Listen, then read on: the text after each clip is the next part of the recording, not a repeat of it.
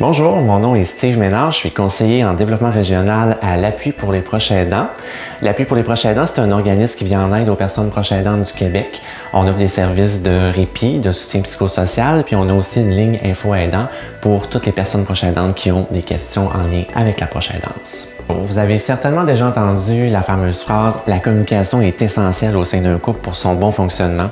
Eh bien, c'est la même chose en proche aidance. C'est d'ailleurs ce dont nous allons parler ensemble aujourd'hui. Pour être en mesure de bien jouer son rôle de proche aidant, il faut être à l'écoute des besoins de son aidé. Il y a certaines personnes qui vont avoir de la difficulté à nommer et à exprimer leurs besoins. C'est pourquoi, dans certaines situations, il faut les deviner, il faut questionner. Des fois, ça peut s'avérer quand même assez lourd comme tâche. Essayez plutôt d'installer un climat de communication facile qui va être basé sur l'écoute, le respect et le non-jugement avec votre aidé. Demandez à votre aidé ce dont il a besoin, sans lui faire sentir que c'est des demandes qui peuvent être parfois exagérées.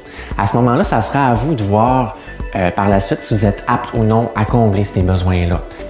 Il pourra toujours y avoir de l'aide pour les choses à réaliser avec lesquelles vous êtes moins à l'aise. C'est des choses qui peuvent se produire, puis c'est normal aussi. C'est la même chose pour vous, le proche aidant.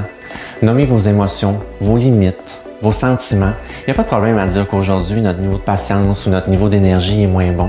Au contraire, votre aidé pourra peut-être moins vous solliciter quelques heures pour vous donner un peu de temps pour vous.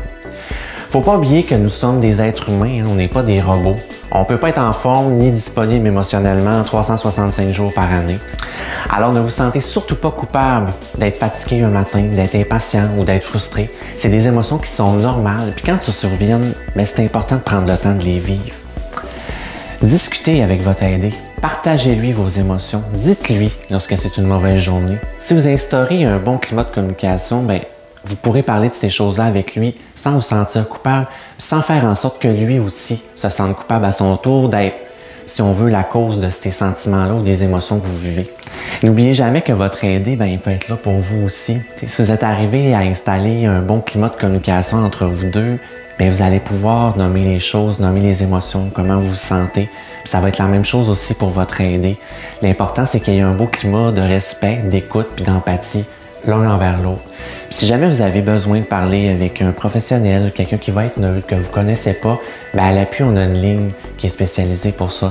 C'est une ligne d'écoute qui est gratuite, qui est anonyme, qui est disponible 7 jours sur 7. Puis au bout du fil, vous avez un intervenant qui est spécialisé en proche aidance, qui va pouvoir vous écouter sans jugement. Vous allez pouvoir parler librement. Puis des fois, ça fait vraiment du bien parce que ça fait baisser la charge émotive. Le numéro de téléphone apparaît en bas de l'écran, alors n'hésitez pas si vous avez besoin, appelez.